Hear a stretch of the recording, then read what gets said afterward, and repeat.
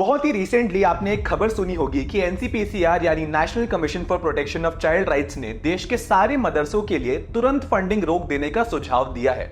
लेकिन आखिर एनसीपीसीआर मदरसों की फंडिंग रोकने के लिए क्यों बोल रहा है? मेरे मन में भी यही सवाल आया, तो मैंने सोचा थोड़ी रिसर्च की जाए और जो डेटा निकल के बाहर आया उसने मेरे होश उड़ा दिए एंड आई एब्सोल्युटली श्योर कि वो आपके भी होश उड़ा देगा। तो पहले तो शुरू करते हैं मदरसों में हो रही कुछ ऐसी घटनाओं से जो वाकई चिंताजनक हैं। सबसे पहले देखते हैं कि कैसे जब एक बिहार के मदरसे में बॉम्ब ब्लास्ट हुआ जिसमें एक व्यक्ति की मौत हो गई और एक बच्चा घायल हो गया, तो पुलिस ने इस मदरसे पे इन्वेस्टिगेशन की। इन्वेस्टिगेशन में पाए गए एविडेंसेस और लोकल्स के बयानों से जो कंक्लूजन निकला वो ये था कि इस मदरसे का जो इमाम था वो मदरसे के अंदर बॉम्ब्स बना रहा था और मोस्ट प्रोबेबली किसी गलती की वजह से उन्हीं में से एक बॉम्ब फट गया। दूसरी घटना जहां गोरखपुर के एक मदरसे के पास जब स्कूल के बच्चों को एक लड़की की चीखने की आवाज आई तो उन्होंने गांव वालों को जाकर बताया। जब गांव वाले इसका पता करने मदरसे के अंदर गए तो पाया कि रहमत अली नाम का एक मदरसे का टीचर एक 14 साल की लड़की को हॉस्टेज बनाकर उसका रेप कर रहा था। तीसरी घटना जहाँ जब एक 8 साल की लड़की के पिता पुलिस के पास कंप्लेन करते हैं कि उनकी बेटी का 2 मदरसे के इंस्ट्रक्टर्स ने रेप किया है,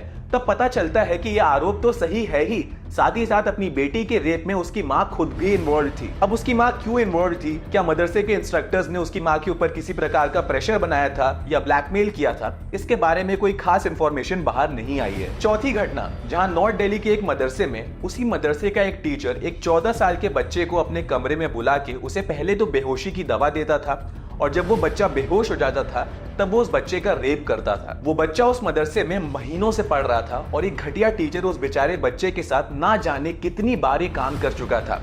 जब तक पुलिस के पास कंप्लेन दर्ज कराई गई तब तक वो टीचर फरार हो चुका था। पांचवी घटना जहां इंदौर में मुस्तकीन नाम का एक मदरसे का कर्मचारी एक 11 साल के लड़की के साथ दुष्कर्म करके उसे जान से मारने की धमकी दे रहा था अगर वो इस बारे में किसी को भी जाके बताता है तो। जस्ट इमेजिन, एक 11 साल के बच्चे को जब इस तरह फिजिकली, मेंटली और सेक्सुअली असॉल्ट किया गया होगा तो उसके ऊपर क्या बीती होगी।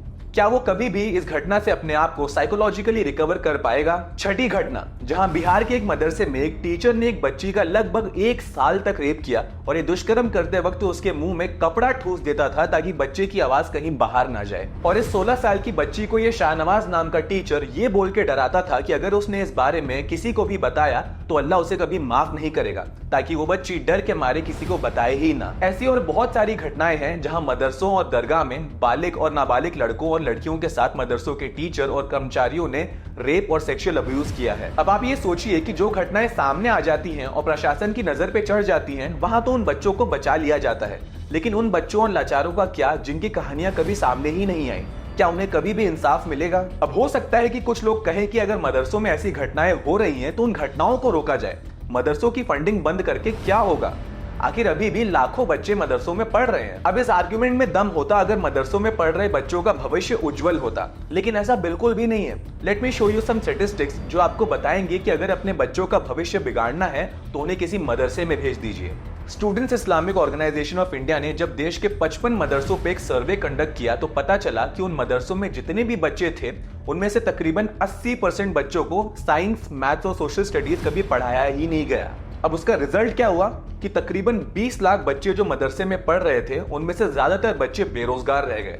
या अगर आपको एक दूसरे स्टैटिस्टिक के माध्यम से समझाऊं तो मदरसों में पढ़ने वाले हर 4 में से 3 बच्चे बेरोजगार रह जाते हैं। अब अगर बात बेरोजगारी तक रुक जाती तो एक बार को इंसान कंसिडर भी करता, लेकिन इस बात के पक्के सबूत मिले हैं कि मदरसों में बच्चों को जिहादी आइडियोलॉजी पढ़ाई जा रही है और आतंकवाद की तरफ ढकेला जा रहा है। जी हाँ, जब वर्धमान डिस्ट्रिक्ट के एक ऑल वुमेन मदरसे में सीआईडी के ऑफिसर्स ने रेड की तो पता चला वहां बच्चों को जिहाद का ज्ञान दिया जा रहा है और तो और इस मदरसे में एक बॉम्ब बनाने की मशीन भी बरामद हुई। फिर केरला के एक मदरसे में एक ऑनलाइन लेक्चर में टीचर अपने स्टूडेंट्स को उन सब लोगों को जान से मारने का ज्ञान देता है जो इस्लाम को छोड़ना चाहते हैं। जी हाँ, एक टीचर लिटरली अपने स्टूडेंट्स को मर्डर करने के लिए प्रोत्साहित कर रहा है। जस्ट इमेजिन, आप खुद एक बार किसी धर्म और मजहब को साइड में रख के देखिए और सोचिए कि क्या आप अपने बच्चे को ऐसी जगह पढ़ने के लिए तो दूर बल्कि थोड़ी देर के लिए भी अकेला छोड़ सकते हैं?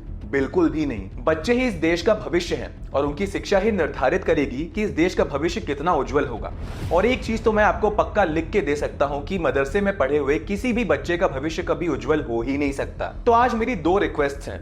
एक सरकार से कि जल्द से जल्द देश में जितने भी मदरसे हैं उन्हें तत्कालीन रूप से बंद किया जाए, और दूसरा हमारे देश के मुस्लिम समुदाय से कि कृपया अपने बच्चों को एक अच्छे स्कूल में भेजें जहां वो खुद के लिए और इस देश के लिए कुछ अच्छा कर पाए। जय हिंद।